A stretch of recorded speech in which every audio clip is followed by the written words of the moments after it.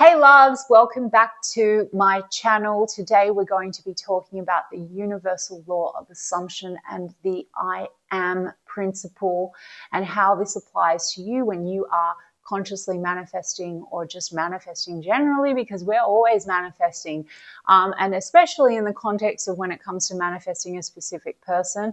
I want to address the difference between this I am, which is essentially your state of being, your consciousness, who you're identifying as, and a very separate topic, which is your self-concept, and what we mean when we talk about these topics in the law of assumption and conscious manifesting community. By the end of this video, I hope you'll understand why shifting your state or your I am is actually the key to getting whatever you desire, i.e. the love, commitment, devotion you're looking for, or even the shift you're wanting in your specific person, i.e. what a lot of you are consciously manifesting for, at least in my community, a preferable or conformed version of your specific person or the connection. So some of you may get a little bit confused with all the content out there, and also there is a lot of debate and controversy around the issue of self-concept when manifesting. Work on your self-concept and you will get your desire, or you don't need to work on your self-concept. So some of you may have some worry that you need to keep working on yourself or working on your self-concept in order to manifest what you want, or you may think that your manifesting abilities are somehow intertwined. So before we get going, I do want to emphasize, at least from my perspective, that from the get-go, no, you don't need a perfect self-concept to manifest your desires. I will explain what self-concept actually is, but I also want to unpack a very commonly used phrase derived from Neville's teaching: there is no body to change but self. So let me explain to you the difference between what that means and self-concept, and the distinction between the two when you're consciously manifesting. So if you're ready to step into your true infinite divine power as the God of your reality, always, then stay tuned and let's dive in. So firstly, hey everyone, welcome back to my channel. If you're new here, I'm Talzi. I am a tarot reader and a spiritual and mindset coach. And on this channel, I combine tarot, manifesting techniques, and the universal law of assumption to help you break unconscious patterns, shift outcomes, and get your desired results, specifically in your love life. So let's talk about the power of the I am. And let's start with one of the most fundamental teachings of Neville and a fundamental principle of the universal law of assumption. What does I am mean? I am is really just you, your true nature, which is consciousness. It refers to your awareness of being. It is your divine God self. When Moses asked God, "Who shall I say sent me?" the response was, "I am that I am." We aren't now referring to this in a religious sense, but what Neville was referring to was a metaphysical truth. Your I am is God, which is infinite, universe, source, whatever. Your state is the version of you that you're aware of being, and that is what dictates your outer experience and reality, your I amness. So yes, when you affirm things like I am loved, I am wanted, I am chosen, that is the identity or the state that you are selecting and identifying with. You are declaring that state of being, and your outer reality must reflect that back to you. So how does this connect to manifesting a specific person? Manifesting a specific person, well, it's about you and not them, always. Here's the biggest misconception people have when manifesting a specific person. Even if your affirmations or inner conversations are directed specifically towards them, e.g., you can't stop thinking about me, you're so in love with me, you're committed to me and only me, or whatever it is you're affirming, which are all great, guys. Some of you see that as you're changing them, but in reality, you're selecting a different version of you, one who already assumes that person feels and thinks those things and sees you that way. So you are stepping into that state of being, that state of consciousness. Neville said, change your conception of yourself and you will automatically change the world in which you live. When you affirm my specific person or insert name, or you speak to them in your head and say you love me, you're not forcing them to love you.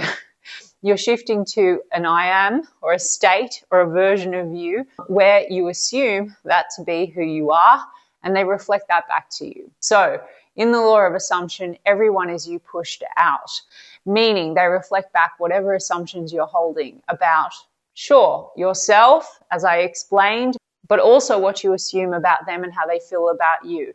If you assume he, she is distant, ignoring me, they don't care, then this is the version you experience. If you shift to the state where you identify as the person that is his or her priority, they can't stop thinking about you, they're obsessed with you, then yes, your specific person who is you pushed out through your consciousness, your awareness, or your state will reflect that back to you. They must. Thinking from the end is just thinking from the state, identifying as the version of you that has what you want. It's not about hoping another person changes. It's about being the person who already has that or assumes you have that, because you have everything through your state of being. When you understand this and the concept of I am, everything else follows. So let's talk about why your dominant thoughts manifest even without beliefs when you're consciously manifesting, for example. So your dominant thoughts are your means to access a state of being or consciousness or to shift realities. When you're consciously selecting thoughts in alignment with what, say, you would prefer or a preferred version of your specific person, you don't initially even need to believe them. But even Neville said that an assumption, though false, I would say even appearing to be false, if persisted in, will harden into fact. So even if your affirmations feel fake or forced at first, if you persist, your subconscious will accept them and your outer reality must conform. Your thoughts are always shifting you from one state of being or I amness to another. Your state or reality is always based on your assumptions, but your thoughts get you there. If you persist in the assumption, I am loved, I am adored, or you persist in the assumption that you are the version of you that is loved by your SP, or even as we have spoken about, feeding the script to your SP, like you love me or you want me, you're actually just shifting yourself from one place where you assume that they don't to the reality where you assume that they do, and they must reflect that back to you. So let's talk about states versus self-concept. What is the difference? Your state is the version of you that you are embodying and identifying as in any given moment. You can and you do shift this all the time through your thoughts. You are always manifesting through that state. Self-concept is your general perception of yourself in various areas of life, like, for example, love, money, success, etc. So here's why you don't need a perfect self-concept to manifest your desires. Firstly, you are always manifesting regardless from whatever state that you're in. One of the big misconceptions is that you need a flawless self-concept to manifest what you want. This is not true. For example, you can have shitty beliefs about yourself and still manifest because your thoughts are always creating your reality. Wherever your focus is from whatever state you're in will be reflected in your reality. And if you want to manifest anything, it really just requires staying dominantly in a state of assuming you have it. This is why some people don't, say, for example, feel particularly attractive, but still manifest a boyfriend or girlfriend, because they have an assumption that relationships are easy, or even that that specific person that's in a relationship with them loves them. Or this is why you may have a great self-concept generally about like the way that you look, or even maybe you've had great love relationships before, but in relation to your specific person or a particular type of person, you assume that that person wouldn't want you or doesn't want you. Your state is from where you manifest, and that encompasses whatever you assume to be true. So it is not about perfection. Your thoughts get you, though, to the state that you want when you're consciously manifesting. So yes, improving your self-concept can make manifestation feel easier and more natural because, for example, if you're in the habit of thinking about yourself in a shitty way in relation to love, money, etc., then it's going to help you to feel more self-confident and good generally, but you don't need to be high vibe or perfect to manifest what you want. Your dominant state of being, so your dominant thoughts about a certain subject or specific person is what is going to manifest, and that is the state that you're in. So do you identify as a version of a person that has what you want, or do you identify as a version of a person that doesn't have what you want? It's not about being good enough, because you are already, you are perfect, but it is about assuming it's already yours and persisting in that assumption. Your dominant state manifests, not your overall self-concept. So instead of trying to constantly look for reasons that you need to fix yourself, focus on the end, focus on a version of you that has what you want with repetition, scripting or visualization, etc.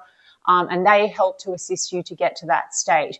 Your mental diet is important, which is merely just about you and your daily thoughts and observing your thoughts and understanding which state you're in. Your thoughts will tell you. So what is the state that you're persisting in? What are your assumptions in relation to the object of your desire? Shift into the state of the version of you that already has whomever or whatever you want. This is why coaches talk about affirmations and techniques and emphasize selecting the preferable version of an SP and choosing dominant thoughts that align with them, thinking and feeling a certain way about you.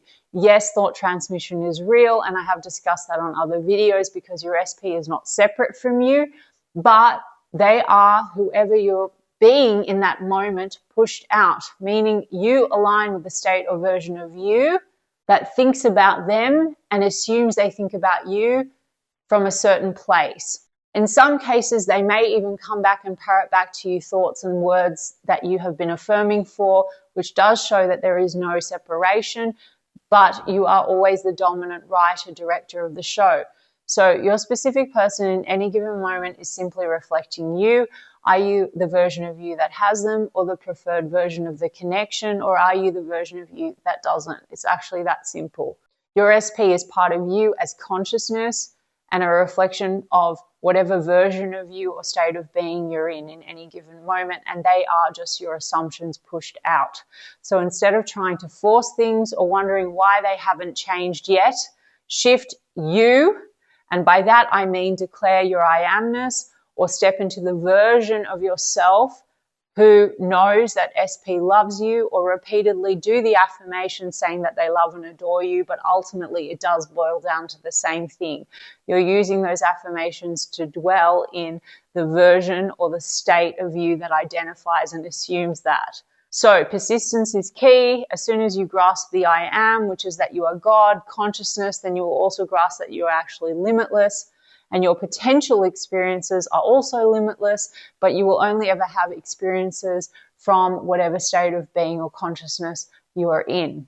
When you truly accept this, then you will consciously choose the version of you that has what you want, no matter how wildly different or crazy that may seem from what you have previously experienced. Align your thoughts with that version of you that has what you want or assumes that you have your specific person, and project those thoughts and assumptions onto your person and watch them match it. If this video resonated with you, let me know in the comments, what are you affirming for? And if you want more of this content, or you'd like to watch readings where I give you tips on how to step into your power, then be sure to like, subscribe, hit that notification bell, and I'll see you all again real soon.